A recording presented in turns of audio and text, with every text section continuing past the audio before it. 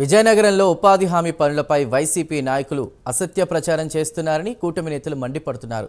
ఉపాధి హామీ పనులను గుత్తేదారుల ద్వారానే నిర్వహిస్తున్నారని వైసీపీ నేతలు ఆరోపిస్తున్నారు. అయితే దాంట్లో ఎలాంటి వాస్తవం లేదంటున్నారు కూటమి నాయకులు. ఈ మేరకు విజయనగరంలో అశోక్ బంగ్లాలో కూటమి నాయకులు సమావేశమయ్యారు. కూటమి ప్రభుత్వం చేస్తున్న అభివృద్ధిని ఓర్వలేక అవాస్తవాలు ప్రచారం చేస్తున్నారని నాయకులు ధ్వజమెత్తారు.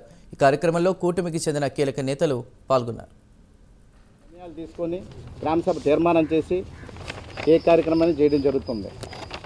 అయితే సుమారు కొన్ని లక్షల వేల కిలోమీటర్ల రోడ్లని, లక్షల ఖరీదు గల కోట్ల వర్కుల్ని గతంలో టీడీపీ హయాంలో చేయడం జరిగింది. మళ్ళీ ఇప్పుడు అదే జరుగుతుంది. ఇప్పుడు గ్రామాలన్నీ చూస్తుంటే ప్రతి వీధి, చిన్న వీధి పెద్ద వీధి కాకుండా ప్రతి వీధి రోడ్లతో కలకల్లాడుతున్నాయి. అందుచేత ఈ అభివృద్ధిని చేసి వారులకు చేయడం జరిగింది. అయితే వెండర్ విధానం గురించి మాట్లాడడం జరిగింది.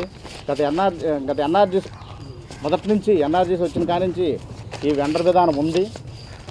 అయితే దాన్ని ఇప్పుడు కొత్తగా ఇచ్చినట్టయితే కాదు. గతంలో వైసీపీ ప్రభుత్వం కూడా వెండర్ విధానం వాళ్ళు ముందుకు